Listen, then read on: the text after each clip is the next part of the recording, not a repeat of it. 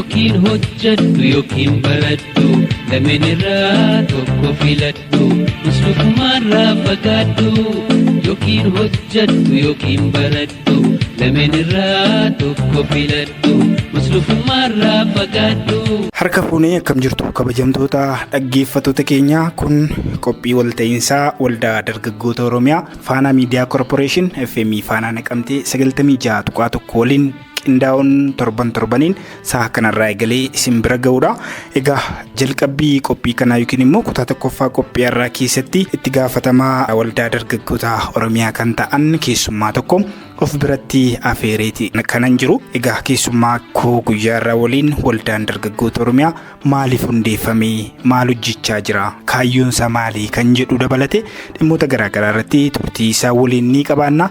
Isin haga xumura sagantaa keenyaatti nu waliin turaasiniin jenna. Yaadaaf eeruu akkasumas qeeqa qophii kana irratti qabdan toorota bilbila istuudiyoo keenya lamaanii 057 661 77 00 yookaan dhumasaa 01tti jijjiiruudhaan nu biraan ga'uu ni dandeessu. Kallattumaan gara keessummaatti darba. Yookiin hojjedhu yookiin baradhu lameen irraa tokko filadhu muslufumarraa fagaadhu yookiin hojjedhu yookiin baradhu lameen irraa tokko filadhu muslufumarraa fagaadhu.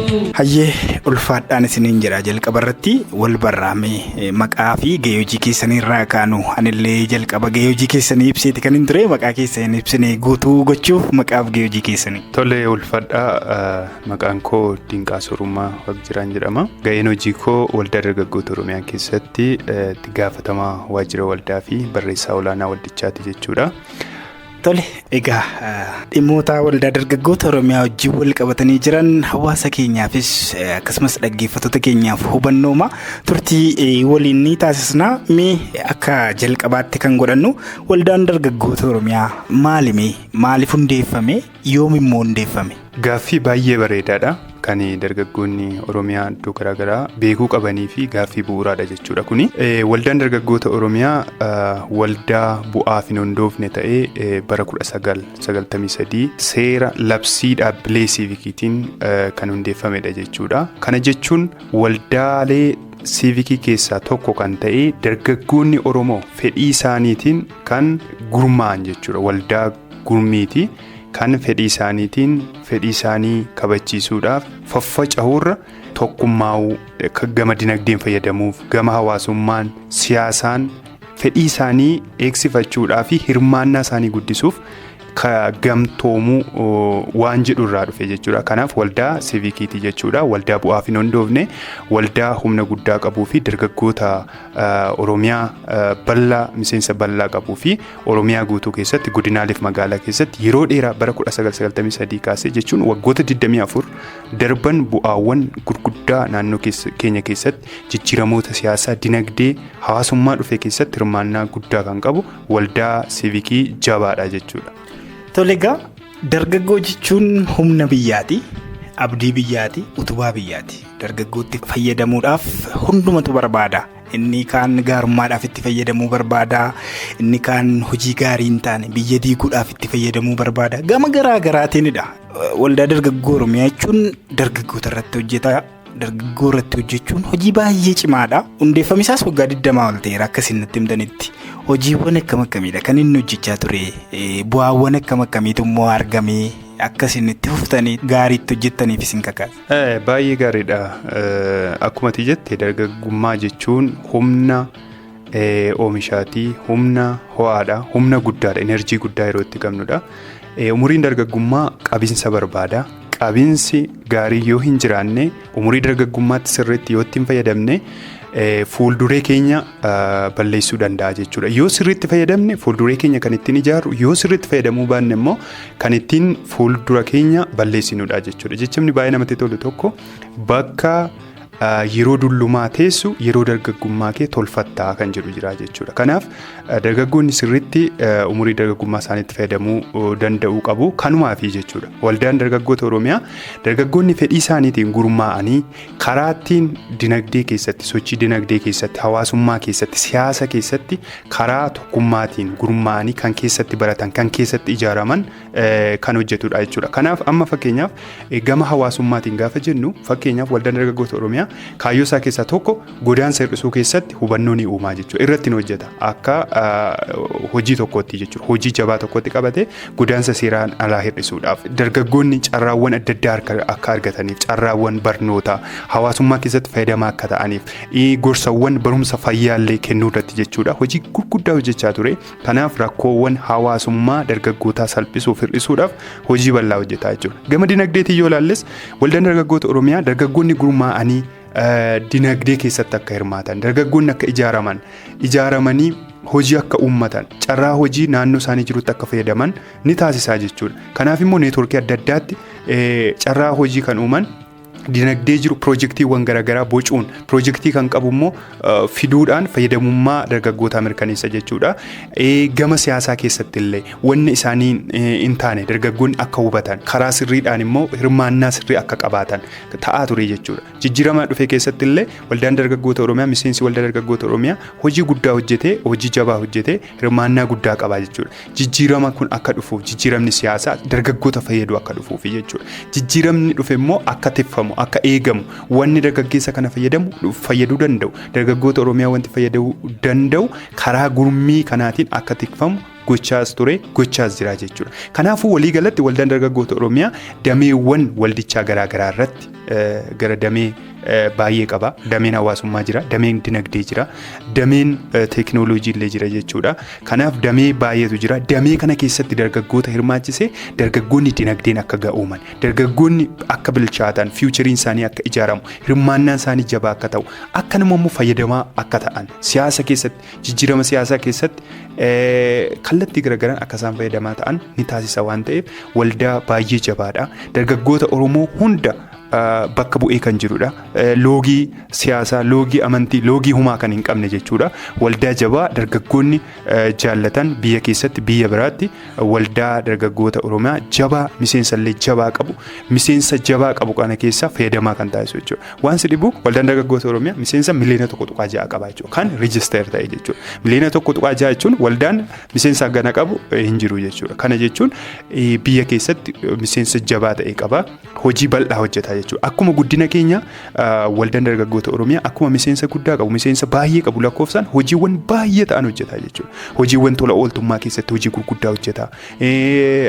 Mana harka qalleeyyii ijaaruun, dhiiga gumaachuun, hojiiwwan sosochii hawaasummaa keessatti, nageenya mirkaneessuu keessatti naannoo isaanii dargaggoonni akka tikfatan keessatti ijaarama kanaan hojii gurguddaa hojjeta jechuudha. Naannoo manneen barnootaatti hojii gurguddaa hojjeta. Naannoo fayyaa dhaabbileewwan kana waliin hojii gurguddaa hojjeta. Hojii tola ooltummaa jechuudha. Kanaaf hojii ajaa'ibaa ta'e hojjeta jechuudha. Qaamuma naannoo kanatti illee FM faanaa 96.1 walii galtee gaafa uumnullee hojiin kun piroojeektii fayyadamummaa dargaggootaa mirkaneessu, qaama fayyadamummaa dargaggootaa mirkaneessu finnee dhufneetu jechuudha. Kanaaf naannoo kanatti eeriyaa kana dargaggoonni maal fakkaatu, miseensa keenya dabalatee dargaggoonni bal'aan akkamitti fayyadamuu danda'u, har'a akkamittiin dargaggoonni ijaaramanii naannoo isaanii keessatti ofii isaanii jabaatanii naannoo jabaa, biyya jabaa, naannoo dinagdeen jabaa taate uumuu danda'u kan jedhu sirriitti waan barbaachisuu fi kanaafi jechuudha hojii gurguddaadha hojiin hojjetamaa jira.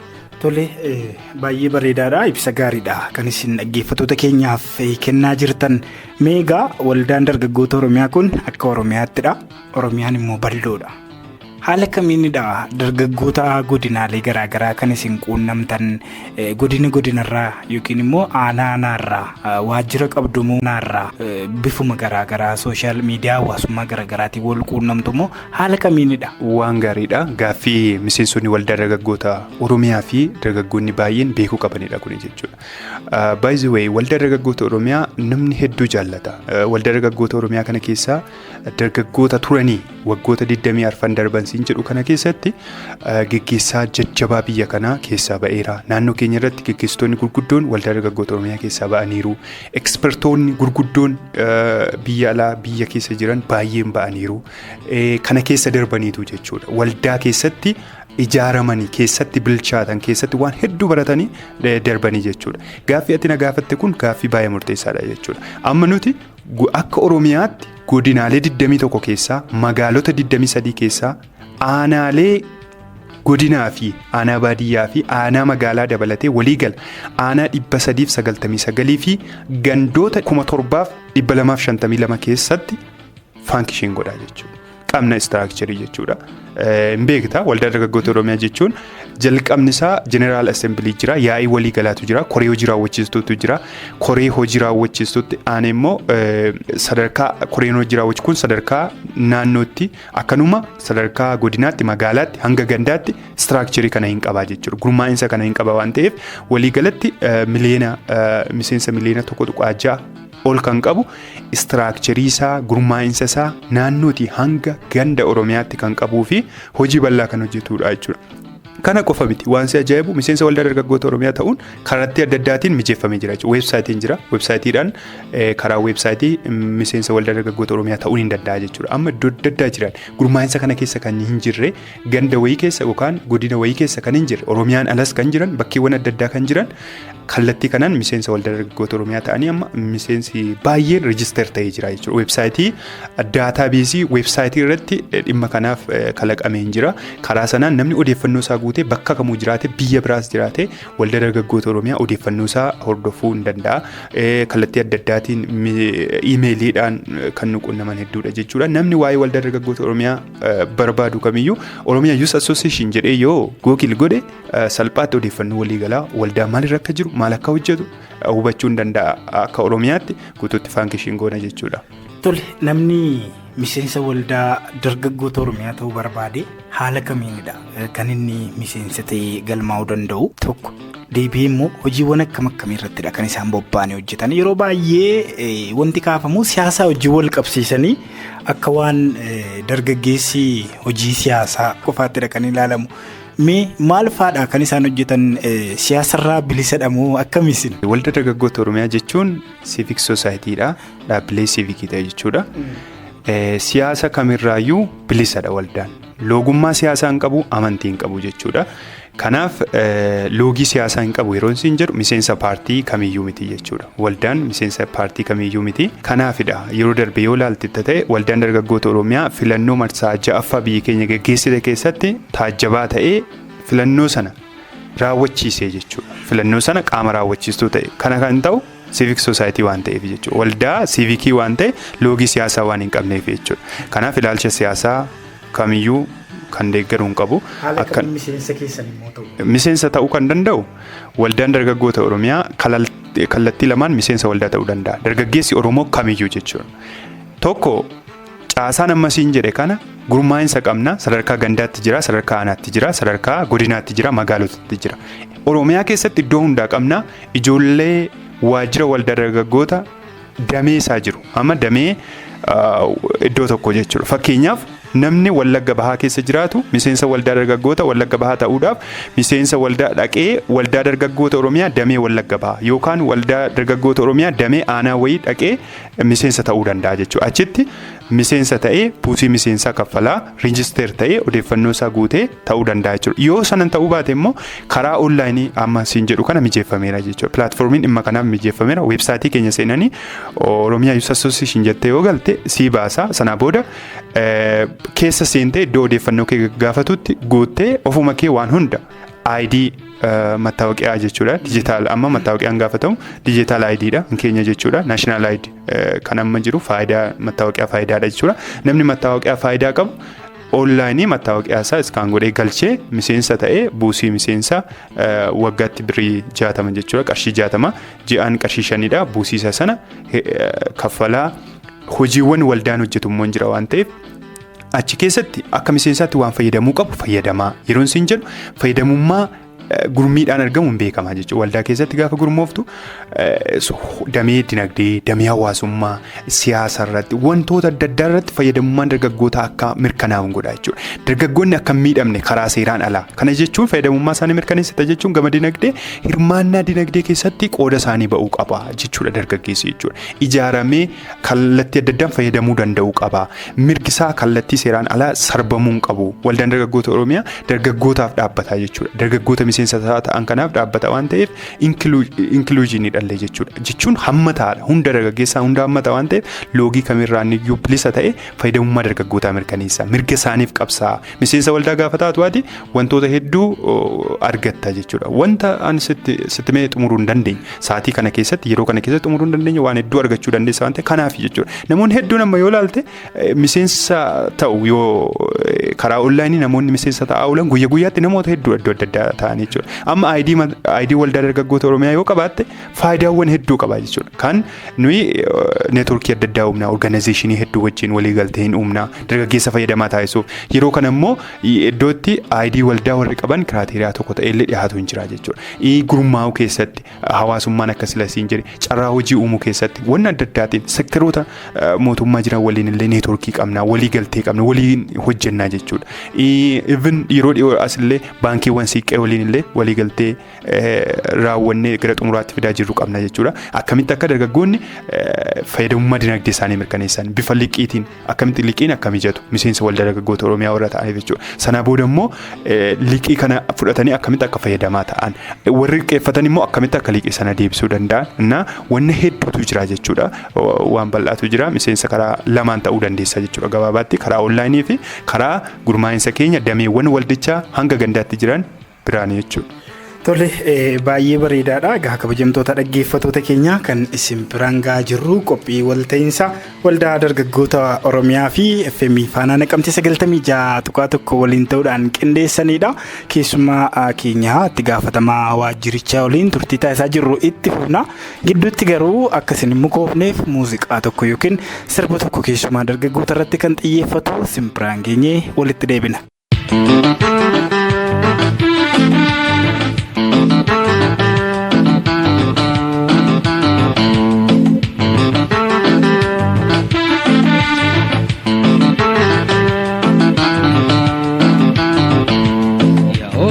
Leisa ko sitin hima hati gari naman tema finda gatin dikka jirtu imamaddu gara guddinaatti yookiin hojjaddu yookiin baraddu lameenirraa tokko filaddu muslukumarraa fagaaddu yookiin hojjaddu yookiin baraddu lameenirraa tokko filaddu muslukumarraa fagaaddu yookiin hojjaddu yookiin baraddu lameenirraa tokko filaddu muslufumarraa fagaaddu yaa obboleeyyan koo xiqqaadhaa fi guddaa wabiin jireenya fuulduraa barumsaa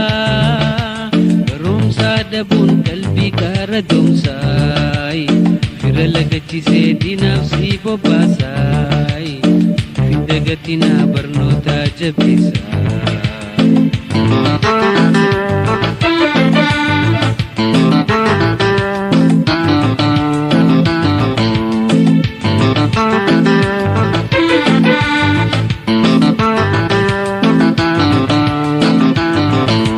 Yoo baranne yoo hojjanne tabbabaanaan komsaa qabeenya keenyaan dhibdee furannaa. Yoo hojjanne yoo baranne tabbabaanaa komsaa qabeenya keenyaan dhibdee furannaa.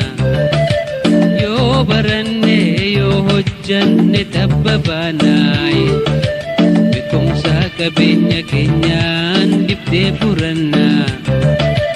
Iftarree saba keenyaaf dirmannaa hawwii teenya maraa ifiif mirkaneeffannaa ifiif mirkaneeffannaa. Iftarree saba keenyaaf dirmannaa hawwii teenya maraa ifiif mirkaneeffannaa ifiif mirkaneeffannaa. iftarree saba keenyaaf dirmannaa hawwii teenya maraa ifiif mirkaneeffannaa ifiif mirkaneeffannaa.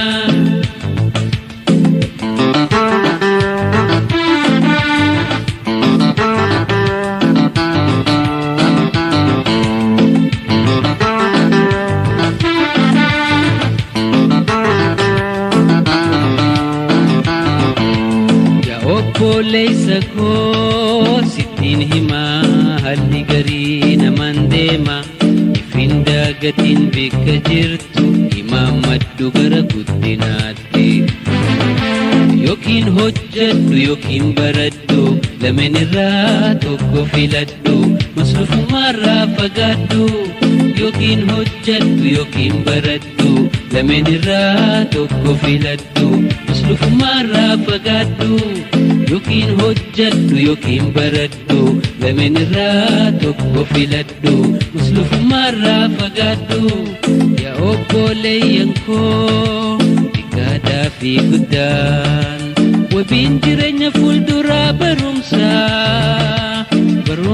dhabuun qalbii qaara doomsaay fira lagachisee diinaaf si bobbaasaay ifin dagatinaa barnoota jabeessaa.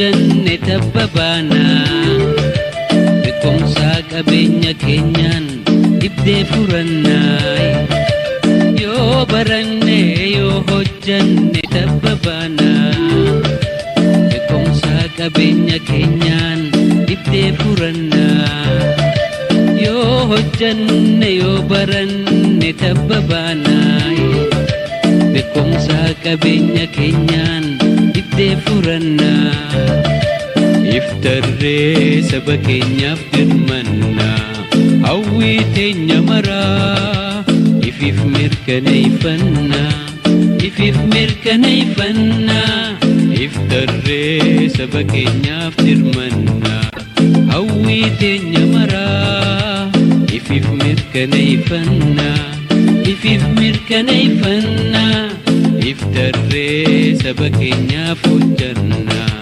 hawwii teenya maraa ifiif mirkaneeffannaa. Hayyee walitti deebineeti kan jirru dhaggeeffattoota keenya nu bilbiltanis yaadota garaagaraa nu biraan ga'aa jirtu gidduutti immoo oduu kan dhimmuma waldaa dargaggoota Oromiyaa guyyaa baniinsaa irratti kan isaan taasisan galaalchaan keenya dhaabaa Fiqaaduu hojjetee kan ture qilleensarra sooleeti kan ture gidduutti si yaadachiisnee walitti deebina. Yeroo garaagaraatti qaamoleen siyaasaa biyya ijaaruufis ta'ee jeequmsa uumuudhaaf kan itti fayyadaman kutaa hawaasaa keessaa dargaggoo waan ta'eef dargaggoonni sochii taasisanii fi murtoo qabaatan irratti of eeggannoo taasisuu akka qaban ni kaafamaam. Akka biyya keenyaattis keessattuu dhiibbaa miidiyaa hawaasaa fi sosochii dargaggootiin jijjiiramoonni dhufan ni jiru. Yeroo ammaa kanas nageenyi waarawaan akka mirkanaa'uu fi itti fayyadamni miidiyaa hawaasaa dargaggoos gama kanaan qajeeluu akkaataa danda'u irratti pirojektiin akka magaalaa Naqamtee fi godina Wallagga Bahaatti hojjetu karaa waldaa dargaggoo Oromiyaa eegalsiifamee jira. Sirna jalqabii pirojektichaa irratti bakka buutonni hawaasaa dhiibbaa uumuu danda'u jedhaman garaagaraa kan argaman yoo ta'u isaanis dargaggoon humna nageenya ijaaruu danda'u ta'uun hubatamee naannoo kanatti irratti hojjetamuudhaaf yaadamuun kan isaan gammachiise ta'uu kaasaniiru. Dargaggoon haadhan dhaga'u abbaan dhaga'u nama jalaa hin maqu waan goonu wallaalle abbaan gadaa duudhaa ganamaa barsiisuuf akka dhabe yeroo dhumtisaa dargaggoon Oromiyaan akka itti ijaarame kan akka sagantaa kan akka itti baasee gadi fidu kun dargaggoo magaalaa Naqamtee miti dargaggoo Wallagga Arfan keessa jiru furmaataa fi qoricha guddaadhaan jedha. Almaaziin jedhama waldaa dubartii godinaarraati. Haalota darban keessatti dargaggoonni keenya miidhamoo ta'u gahee guddaa qabaachuu isaatis waan hubattanii dhuftaniif pirojektiin sun nuuf fiddan keessumaa haala qabatamaa keenya keessatti humna nageenya deebisu gochuuf xiyyeeffannoo argachuun isaa immoo baay'ee namatti tola jechuudha. Gammachuu Tarrafaan jedhama. Itti gaafatamaa sabquunnamtii paartii badhaadhinaa damee godina Wallagga Bahaati. Haala keessa turre giddu galeessa godhattanii dargaggoonni ijaarsa biyyaa irratti nageenya irratti karaa adda addaa akka mari'atuuf xiyyeeffannoo laattanii asitti argamuu keessanii fi karaa itti diinni biyya kana diiguu barbaadu keessaa waraanni miidiyaa qixaan hubatanii qabsoo madaalu geggeessuu keessatti dargaggoonni leenjii akkasii argachuun baay'ee murteessaadha. Hojii piroojeektii nageenya waaressuu fi hubannoo itti fayyadama hawaasaa dargaggoo giddu galeeffate waldaan dargaggoo Oromiyaa eegale kanas kan tumsan ta'ullee dubbatanii jiru. Hojii nuyi qabnu abbootiin gadaa hunda keenyaaf kun sagantaa guddaadha. Isin bukkee dhaabannaan jedha. Yeroo ammaa kana immoo utuu hin hubatiinis ta'e faayidaa xiqqoodha. Kan namni shakkine dubartoota ta'aa jira jechuudha. Waan ta'eef akka dubartiittis caasaa keenya haga gadiitti qabnu qabannee waan nurraa eegamu hundan goona. Piroojeektii kana akka inni milkaa'u hin taasisna. Leenjii baay'ee murteessaa qaama hundas kan ilaallatuuf dargaggoonni dhimma kanarratti hirmaachuudhaan gahee isaa akka baatuuf leenjiin kun murteessaa waan ta'eef nullee leenjii kan akka carraatti itti fayyadamne humna ijaarree gara fuulduraatti jijjiirama barbaadamu fiduuf kan itti fayyadamnu ta'uu kaasa. Piroojeektii kana egaan waldaan dargaggoo Oromiyaa deeggarsa dhaabbilee garaagaraa kanneen akka Kanadaan Global Affairs fi Eliidaa Itoophiyaatiin kan qopheesse yoo ta'u turtii isaa magaalaa Naqamtee fi godina Wallagga Bahaa keessatti ji'oota 4 hanga 5 taasifatuunis hojiiwwan akkamii hojjeta jechuun ofiisara piroojeektichaa dargaggoo Galataa Tasammaa gaafanneerra. Piroojeektiin kun karoorri isaa guddaan akkuma beekamu magaalli tuni yookaan godinni kun waggoota 5 darban keessatti haalli nageenyaas yeroo tokko gad bu'aa kana keessatti shoorri miidiyaan qabu guddaadha. Dargaggoonni itti fayyadama miidiyaa hawaasaa isaanii miira itti gaafatamummaa qabuun akka fayyadaman hubannoo waa'ee oduu sobaa irra qaban dargaggoonni hubannoo isaanii guddisuudha. Dargaggoota qofaa miti hawaasa magaalaa fi godina keenyaa dubartoonni jiru, abbootiin amantaa, abbootiin gadaa, geeyyiin miidiyaa jiru, akkasumas barattoonni yuunivarsiitiidhaa fi haayiskuulii irratti hirmaatanii nageenya waaraa biyya kana keessa fiduu irratti gahee isaanii akka taphachuu danda'an taasisuudhaaf kan kaayeffatedha. Dargaggoo miidiyaa miira itti gaafatamummaatiin hojjetu humna jechuun nagaa waaraa fiduu keessattis nagaa buusisaa irratti gahee guddaa taphata jechuudha. Dargaggoon otuu humnaa fi beekumsa isaatti fayyadamee ijaarsa biyyaa irratti qoodni bahatu olaanaadha kan jedhan bakka bu'aan waajjira paartii badhaadhinaa damee godina Wallagga Bahaa obbo Abrahaam Tafarraa piroojeektiin kunis kanaaf furmaata waan ta'eef tumsi qaama hundaa barbaachisaa ta'us himanii jiru. Piroojeektiin kun dargaggoota irratti hojjechuudhaaf dhufuunsaa waan guddaa waan ta'eef dargaggoota keenya ilaalcha adda addaatiin burjaajanii utuu humna misoomaa ta'anii biyya jijjiiruu qabanii ilaalchota dogoggoraatiin xaxamanii rakkoo adda addaa keessa galanii jiran piroojeektii kanaan qabannee gara ifaatti fiduu ni dandeenya. Jijjiirama margine sadarkaa biyyaatti qabsoo dargaggoota keenyaatiin aarsaa gurguddaa kaffaluudhaan waan dhufeef bu'aa kana milkaa'inoota karaa sirriitiin tikfachuudhaa fi dargaggoonni keenya achi keessatti qaramanii bahuudhaaf dargaggoota keenya kana ijaaruu danda'utu nurra jiraata. Kanaaf abbootiin amantaa, abbootiin gadaa iddoo kana keessa jirtan dargaggoota keenya gorsuu, deeggaruu, ijaaruu, hooggansi sadarkaatiin jirus sanarratti hojjechuu ni dandeenya waan ta'eef piroojeektiin kun godina keenyas magaala keenyas jijjiiruu kan dandeenyuu fi xiyyeeffannoo addaatti kennuun nurra jiraata jechuudha. Waldaan dargaggoota Oromiyaa akka naannoottis ta'e biyyaatti hundeeffama isaarraa eegalee jijjiiramni gama hundaatiin akka dhufuuf gumaacha isaa baataa ture kan jedhe pirezidaantii waldichaa dargaggoo Ahmad Nuur Alii piroojeektichi gara kana dhufuun isaas hojii nageenyaa mirkaneessuuf ta'uu himee jira. Waldaan dargaggoota Oromiyaa hojii birmadummaa biyyaa kabachiisuu fi jijjiiramichi kun akka itti fufu taasisuu keessattuu ijaarsa biyyaa roga hundaan gahee silaa dargaggeessi Oromoo ba'achuu qabu akka ba'achuu danda'u taasisuu keessatti miseensa sarraa kaasee haga hooggansa isaa sadarkaadhaan jirutti shoora guddaa bahee jira. Hojii tola ooltummaa keessattis halkanii guyyaa hawaasa isaa bakka jirutti hojjechaa turee jira jechuudha. Ammatti ammoo jijjiirama kana itti fufsiisuudhaaf akkasuma ijaarsa sirna demokraasii akka lafa qabatuuf gahee isaa ba'achuudhaaf karoora bal'aa qabatee socho'aa jira jechuudha. Kana keessaa tokko dhaabbilee siivilii biyya keenya keessa jiran gara garaa faan mootummaan bu'uurarraa hojii nageenya waaressuu uummataa hojjechaa jiru akka waldaa kanattis duuka taanee hubannoo dargaggeessi keenya akka argatuu fi waa'ee nageenya irratti ifaan kennamaa deemu ta'a. Yeroo ammaa kanatti odeeffannoowwan sobaa karaa miidiyaalee garaagaraa tamsaan gufuu ijaarsa biyyaa akka hin taanetti keessattuu dargaggoon meeshaa ta'uu akka hin qabne qooda fudhattoonni hunduu gahee irraa eegamu bahachuu qabuus pirezidaantii waldaa dargaggoo Oromiyaa dargaggoo Ahmad Nuur Alii dhaamee jira. Dhaloonni nurraan aanee jiru kun dhaloota safuu uummataa beeku, dhaloota bu'aa nageenyaa hubachuu danda'u, dhaloota haadha abbaa isaa dhaga'u, dhaloota amantii isaa safeeffatu akkasii akka ta'uu danda'u gaheen nurraa eegamu keessattuu dhaloota dargaggeessaa kanarraa eegamu gahee olaanaadha waan ta'eef abbootiin yaada kennitaniin nutis akka waldaa dargaggoota Oromiyaatti gaaddisa dargaggootaa taanee jirrutti if dandeenyee dargaggeessa kana bira geennee qaama kana humna nageenyaa akka inni ta'uu danda'u nageenyarraa maal akka fayyadamu miidiyaan akkamiin nageenya fiduu danda'a akkamiin nageenya labsuu danda'a nageenya immoo akkamiin booressa kan jedhu gahee nurraa eegamu ba'achaa akka deemu tumsa akka nu taasiftan barbaannaa jechuudha.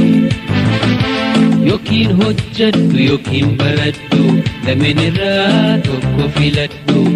muslukumarraa fagaadhu yookiin hojjadhu yookiin baradhu lameen irraa tokko filadhu muslukumarraa fagaadhu. Egaan kabajamtoota dhaggeeffattoota keenya qophii walta'iinsaa Faanaa Miidiyaa Korporeeshin FM Faanaa Naqamtee 96.1 fi waldaa dargaggoota Oromiyaatiin qophaa'uudhaan isin bira gahaa jiru kutaan tokkoffaasaa kan hagammaatti isin biraan geenyedha.